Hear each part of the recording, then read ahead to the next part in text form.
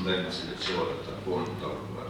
Же болбосо чынында мындай маселени ким алып чыгыш керек? Албетте өкмөт алып чыгыш керек. Айыл чарба министрлиги башында, ошол эле суу чарба департаменти бүгүн агенттик болуп отурат.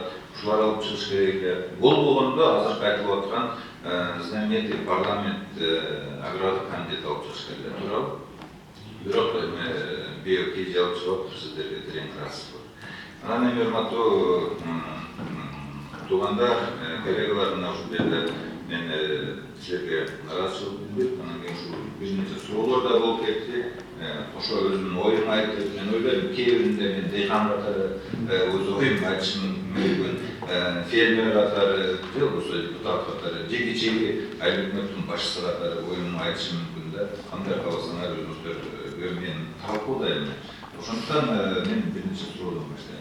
Суроонун астында албетте мен жаңы мына жерге жазып койдум да, силер сүйлөп атканда алымга жыл айылдан башталат деп Чыңгыз Айтматовдун сөзүнчө. Анткени чынында бизде 67% элибиз, мен территорияны айтпай эле коеюн, элибиздин саны айыл жеринде жашап. Биз урбанизация болуп туруп, башка мамлекеттердей болуп 70% шаарга көчкө элекпиз. Ошондуктан эл айылда жашап аткандан кийин биз ушул айылдын системасын, ошол эле Бакыйкал областынан биздин чек ара территориядан элдер Бишкекке ички миграция, Россияга көчүп кетпеш үчүн эмне кылышыбыз керек? Биз айылда жашоону мындай колдошубуз керек да. Айылдан эл көчүп кетпесин, жер калып калбасын деп. Ошондуктан биз айыл чарба, мен ойлойм, биздин бүгүнкү күндө агрардык мамлекет болуп турганда. Анан кийин эми бул жерде бир нече суроолдор, маселе коюлду. Биз биринчи аныктап алышыбыз керек. Андан кийин сууну жеткирип берип, суу бул мамлекеттин менчиги аныкталып, суу кодексинде жазылганда суу бул товар дегенде жакында эле товар болбодуппу? Ошондой эле сууну товар деди. Демек бул сатылыш керек. Кээде баягы биздин бийлик органдары айтып берет, бул биз сатып аткан жокпуз дейт. Биз тариф эле, ошо кызмат үчүн эле алып алабыз. Элге какая разница? Акча төлөгөндөн кийин эл сатып алып атам дейт бул товар болгондон. Ошондуктан биз буну ким сатыш керек? Же болбосо ушул сууну жеткирүүгө биринчи аныктап алыш керек. Бул мамлекеттик кызмат көрсөтүүбү же муниципалдык. Бирок кызмат көрсөтүү экенине мен да ушуга чейин айткандарга толук кошулам. Бул кызмат көрсөтүү. А мамлекеттикпи, муниципалдыкпы экенин кантип аныкташ керек дегенде биз Конституцияга кайрылабыз. Конституцияда так башынан аягына чейин бөлүнгөн. Мамлекеттик бийлик органдары жана жергиликтүү өзү башкаруу органдары.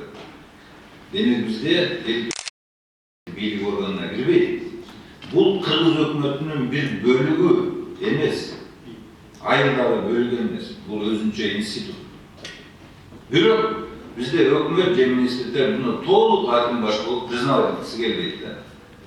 Айыл өкмөтүнүн башчысына выговор берип атыр, премьер-министр Бишкектин мэрине выговор берип атыр, Сариевдин убагында. Бул түшүнбөгөн. Особенно премьер-министрлер түшүнбөйт да. Бул эми сын пикир катары. Анткени Конституцияны окуйт.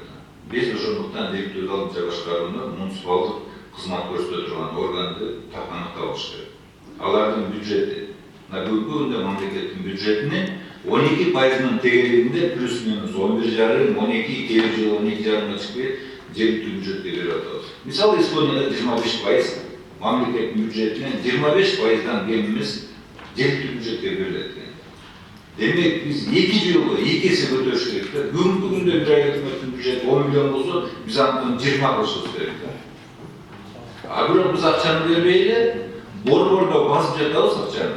Бизде менчи бардыгы келип ушуга шапкасында берем дейт, сурана депутаттарды салат, иши кылып форме стимгранта, форме выравнивающего гранта, бир форма менен бирок беребиз акчаны. Бирок башынан эле гарантированно биз жергиликтүү бюджетке бөлүшүбүз керек да. Положенный нерсени. Биздин 100% президент, министр болобу, жөнөкөй жаран болобу, бардыгы бир жергиликтүү өзү башкарууда жашайт да. Же айылда, же шаарда, калктуу конушта жашайбыз да, прописаныбыз. Биздин таштаныбыз ошол жерден чыгат, биздин тротуарыбыз ошол жерде. Мен бүгүн эртең менен чыктым, лифтте отуруп келатам. ылдый түшүпчү. Демек, муниципалдык кызматты алып атабызда. Демек, ошондуктан биздин салыктарыбызда так аныктап туруп, жергиликтүү бюджетке берилиш керек да. Ошону жергиликтүү бюджет башкаруунун эң негизги милдетинин бири деп мен ойлойм, калктуу конуштар, ошого тиешелүү болгон калктуу конуштагы жашоочулардын жашоо шартын, мындай айтканда, жалпы айтайынчы, мусор чыгаруу үчүн бизде министрлик жок да. Канализация үчүн министрлик жок да. Же болсо ички көчөгө тротуар салуу үчүн Минтранс кылбайт да. Ошондуктан ушулардын баардыгын алып келип туруп, жергиликтүү маанидеги маселеде жергиликтүү далча башкаруу мыйзамында 18-өкөн, 20-өкөн так бөлүнгөндө кайсы маселелер жергиликтүү маанидеги маселелер. Ошол маселелер боюнча өкмөт мэриялар так элге отчет берет. Акимге, министрликке эмес, президентке эмес. Ошол элге отчет берет жергиликтүү маанидеги маселе боюнча.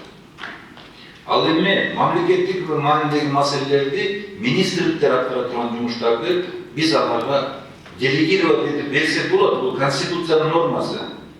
Бирок делегировать этип берсек, анда ошол милдеттер материалдык жана финансалык чыгымдар менен кошо өткөрүп беришибиз керек да.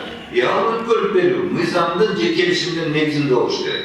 13-жылы мен мыйзам институты бүгүнкү күнү алып күчүндө иштеп атат. Закон о порядке делегирования деп туруп, кандай жол менен делегирование өткөрүлөт деп туруп, атайын мыйзам менен аныктап кетебиз да. Ошондуктан бул жөнүндө бүгүн маселе турбаш керек. Ал эми жана мына Венера сурап кеткен, бул кайсыга кирет дегенди мен түшүндүрүп берейин, бул мамлекеттик кызматка кирет. Эмнеге дегенде, биринчи критерий бул мамлекеттин менчиги. Конституцияда 3 менчик так белгиленген. Мамлекеттик, муниципалдык, жеке менчик, жана башка менчиктин формасы болушу мүмкүн. Бирок үчөө анык. Сууну биз муниципалдык менчикте белгилеген эмеспиз. Анткени суу кодексинде так турат мамлекеттин менчиги. Мамлекеттин менчиги муниципалдык башкаруу болушу мүмкүн эмес. Болушу мүмкүн, эгер ал делегировать этилсе.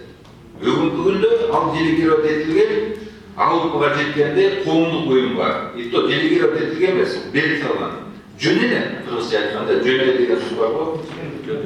97-жылы 476 сыңарбы токтом менен СПАлар түзүлгөн. Но бирок эл өзү көтөрүлүп митингге чыгып, бизге бериле деп чыккан жок да сурап. Буйрук менен өткөрүп берилсин деп туруп, анан кийин приказном порядке бардык жерде ассоциациялар түзүш керек деп туруп, искусственно түзүп туруп, ошого берип койгон. Бирок бир да жерде ак приемка болгон эмес.